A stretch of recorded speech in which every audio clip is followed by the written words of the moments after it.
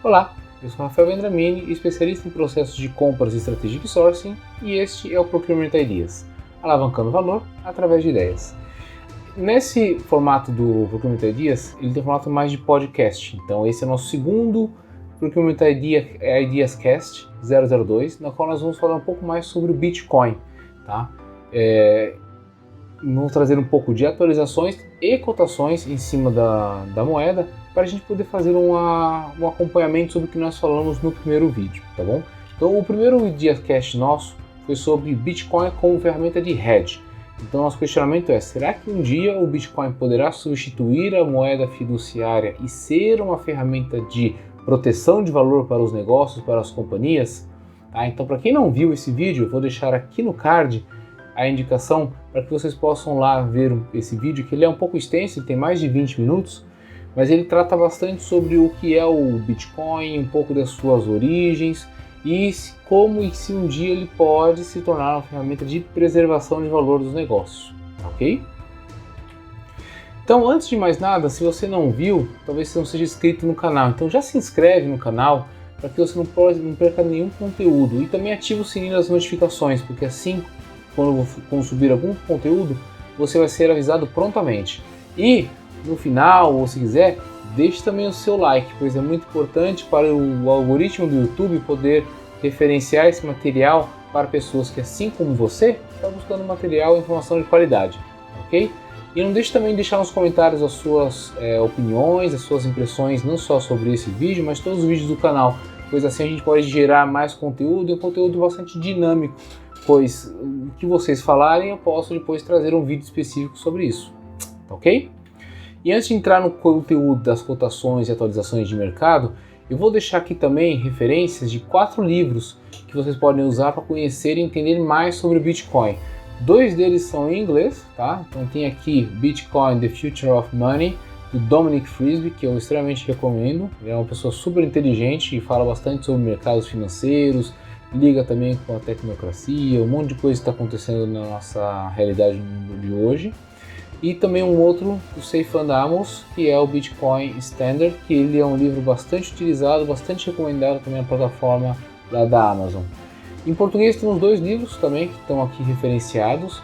Os 2 eu não li esses livros, mas eu vi que ele tem muito boa referência dentro da própria Amazon, então eu creio que será muito útil para cada um de vocês. E eu vou deixar os links para vocês verem esses livros diretamente aqui nos comentários, tá bom? Para quem conhece também o portal do Procurement Ideas, vocês podem acessar diretamente e ver livros e indicações que aparecem aqui. Deixa eu mexer uma coisa rapidinho aqui. Opções de porteiro, vamos fazer marcar texto. Então aqui, onde tem livros e indicações, vocês poderão ver não somente esses livros, mas muitos outros que eu recomendo, pois são livros que eu já li, ou então são autores que eu conheço, que vocês podem então usar para formar a sua carreira e formar um conhecimento bastante amplo, não só em compras, mas também em outros aspectos, tá bom? Então lá no portal do Procurement Ideas, link nos comentários, vocês podem ingressar e ver não somente esses livros, mas muitos outros, tá bom? E o lado legal do livro que estão lá no portal é que eu deixei também como se fosse um resuminho, tá? Do livro. E esse daqui, do Dominic Frisby, eu fiz questão de deixar também um resumo em português, para que vocês possam ver o conteúdo que tem dentro desse livro. E caso vocês queiram, vocês podem também ir e buscar essa informação diretamente e comprar esse livro diretamente na Amazon, ok? Bom, sem mais delongas, podemos então começar a ver um pouco das cotações do Bitcoin e o que há nas ferramentas nossas de busca, de pesquisa, para poder formar uma opinião sobre como está o mercado e acompanhar se aquilo que nós falamos no primeiro vídeo, link no card, faz sentido ou não, ok? Vamos olhar aqui.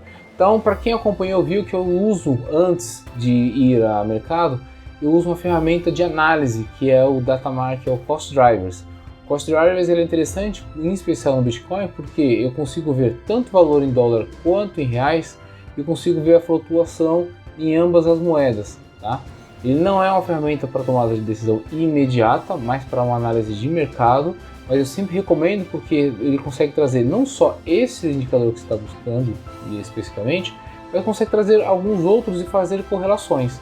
Então na minha tela aqui eu tenho o Bitcoin, eu consigo ver então a flutuação desde quando ele nasceu até o dia de hoje, consigo ver os picos que passaram, entender um pouco dos ciclos, para que eu possa, depois que eu fiz uma análise, ver se no mercado atual, se minha expectativa é de alta ou de baixa, se podemos esperar alguma correção de mercado, ou se há uma tendência mesmo de alta ou de baixa mais expressiva, ok?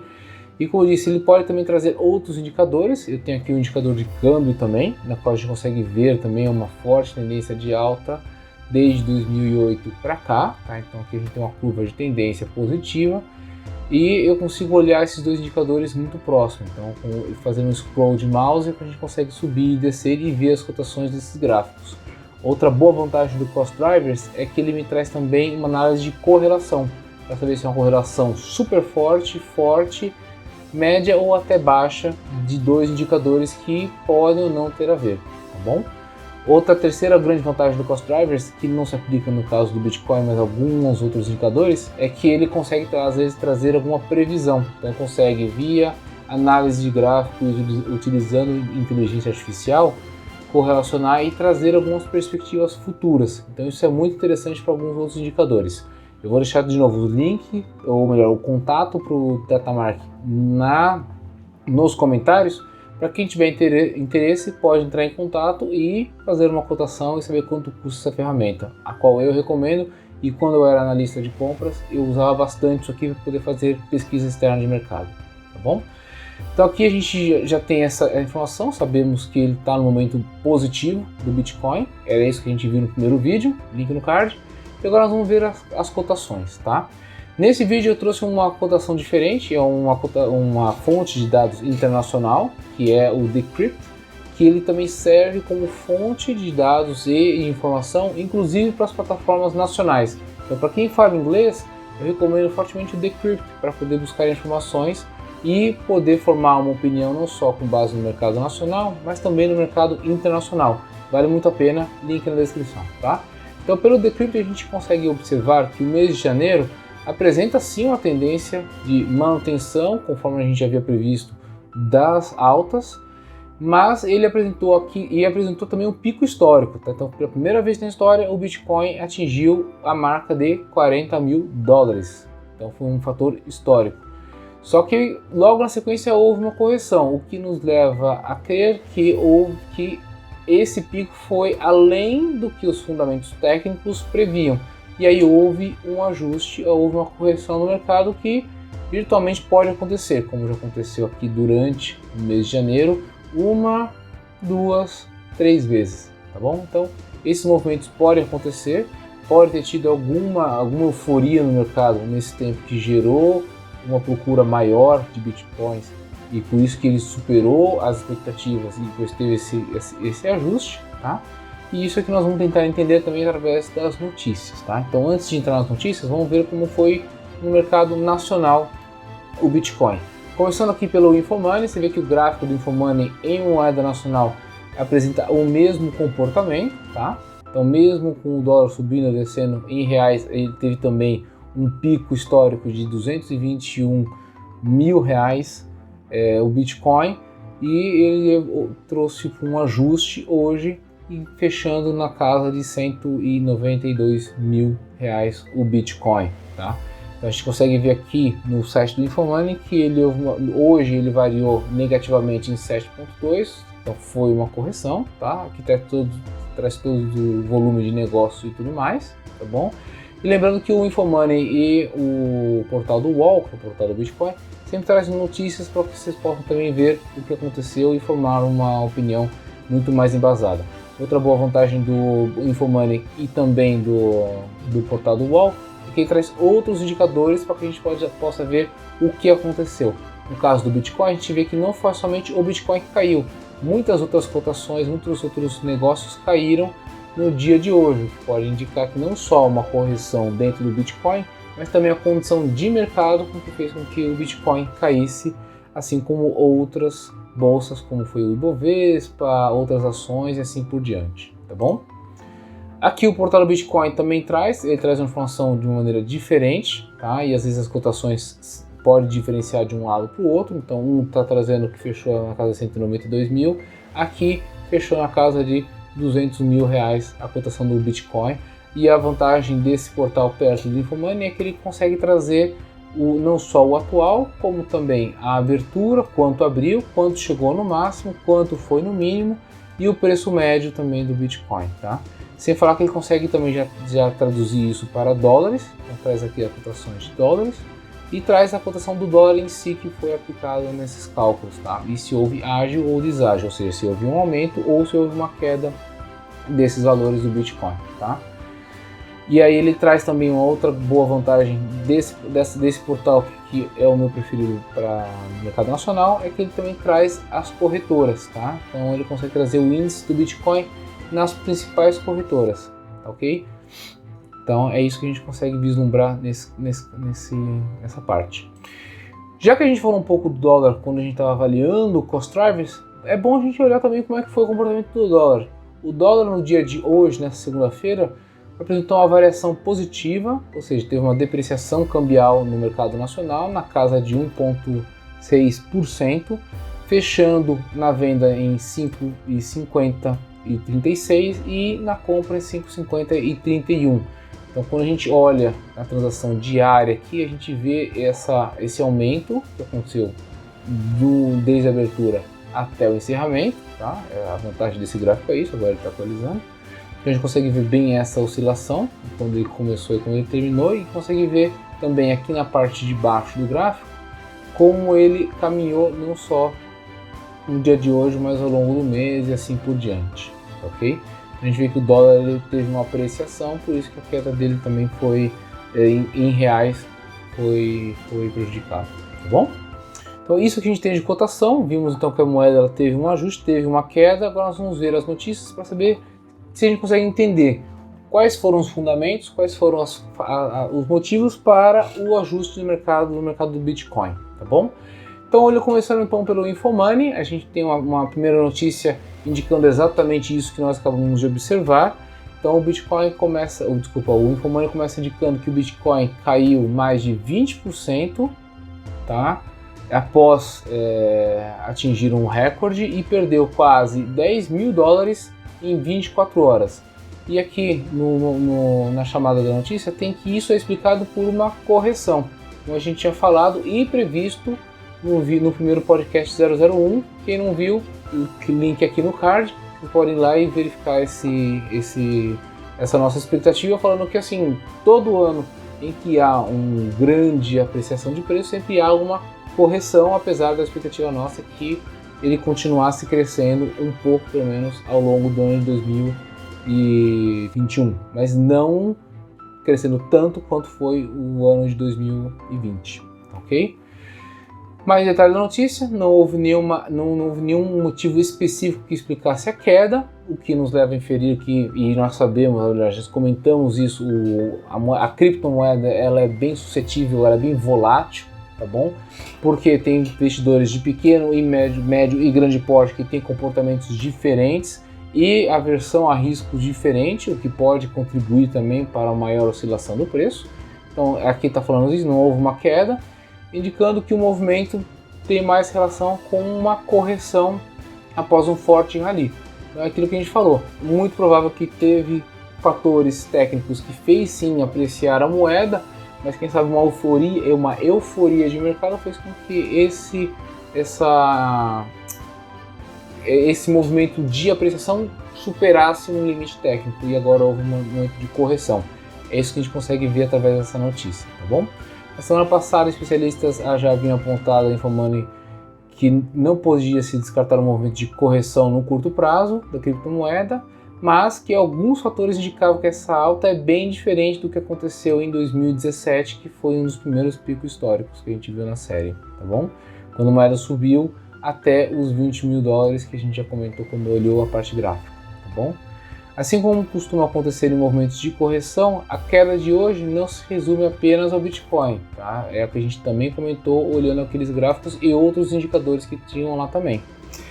Todos os 10 maiores criptoativos do mundo registraram perdas de mais de 10%, com exceção do Tether, ok?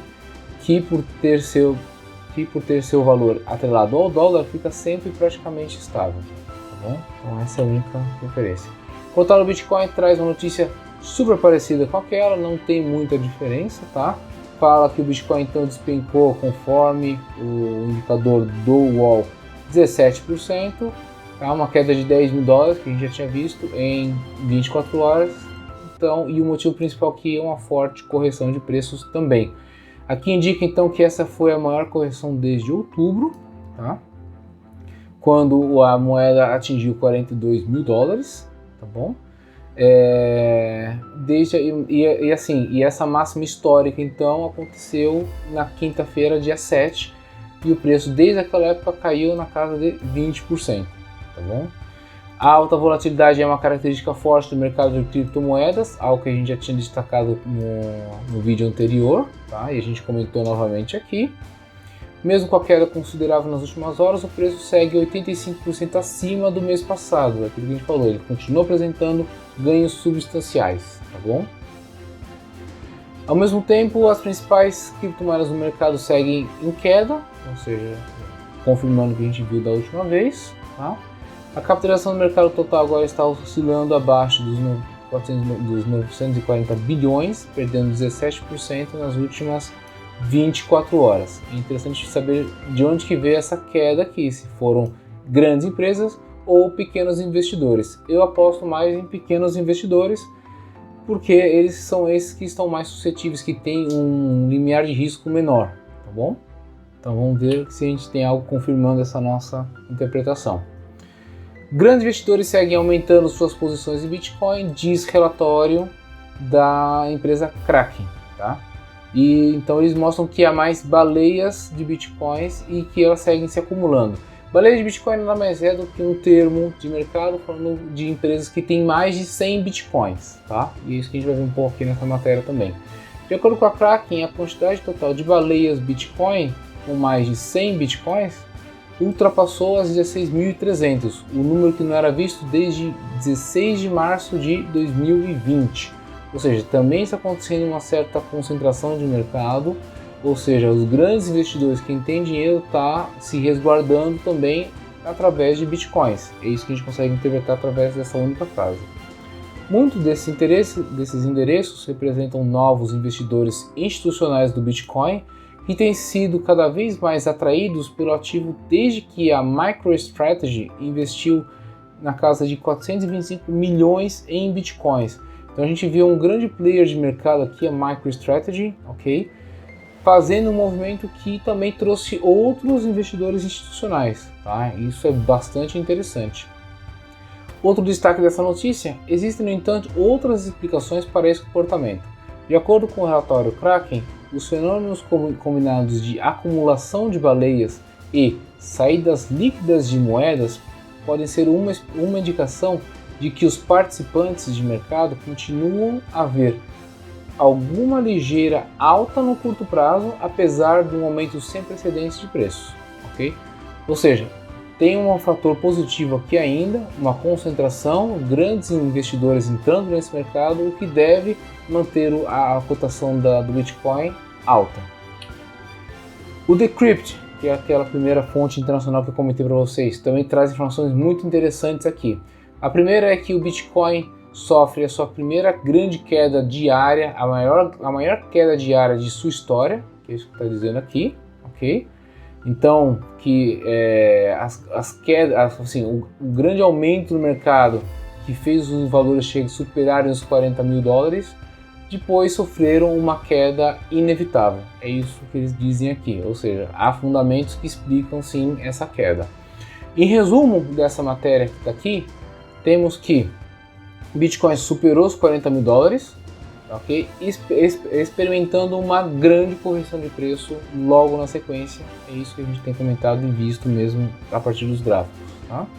A criptomoeda caiu para a casa de 32 mil dólares em apenas 24 horas.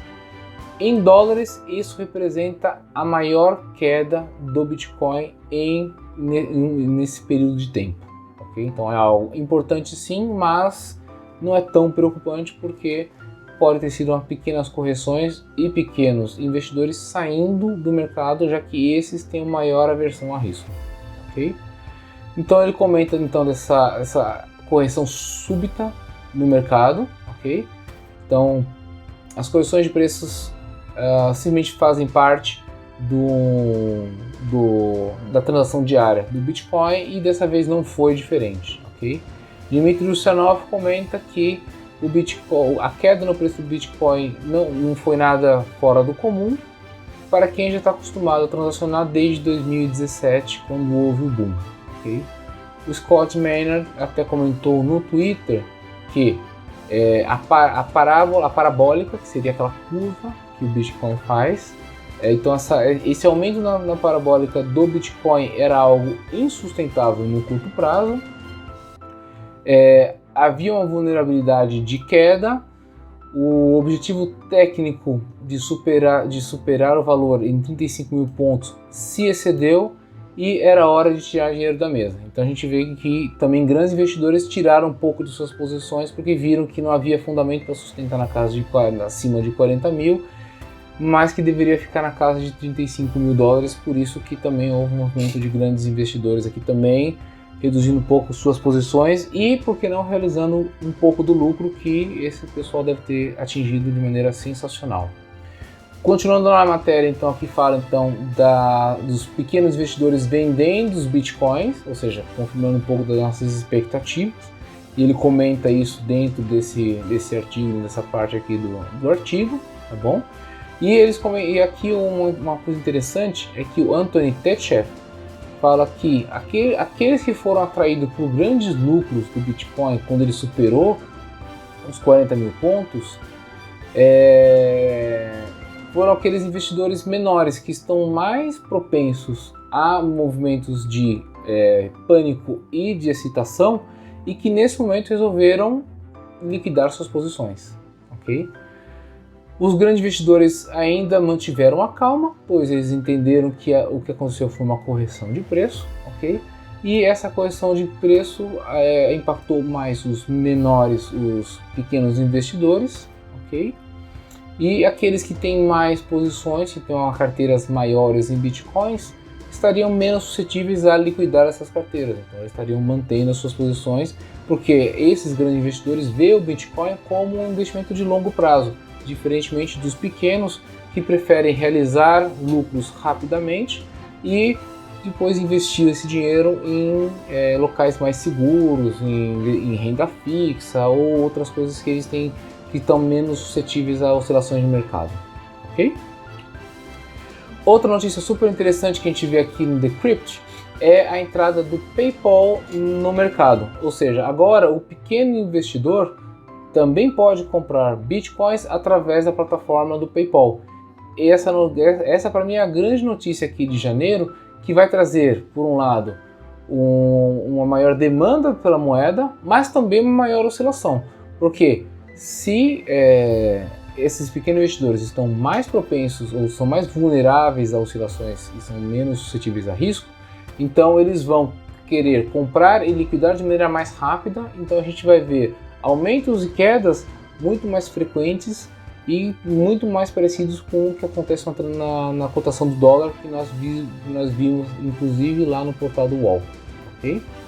Então, em resumo, o que temos aqui nessa notícia é que os usuários do PayPal nos Estados Unidos somente já podem incluir Bitcoin na sua forma de compra e venda na plataforma. Durante o primeiro semestre de 2021, essa habilidade também vai ser expandida para alguns mercados internacionais seletivos, ou seja, não significa que o Brasil, a partir do segundo semestre, já vai poder fazer isso, mas é possível. Nós não sabemos agora quais são os mercados, mas o PayPal está avaliando quais seriam esses mercados que seriam interessantes de começar a transacionar Bitcoins através da ferramenta.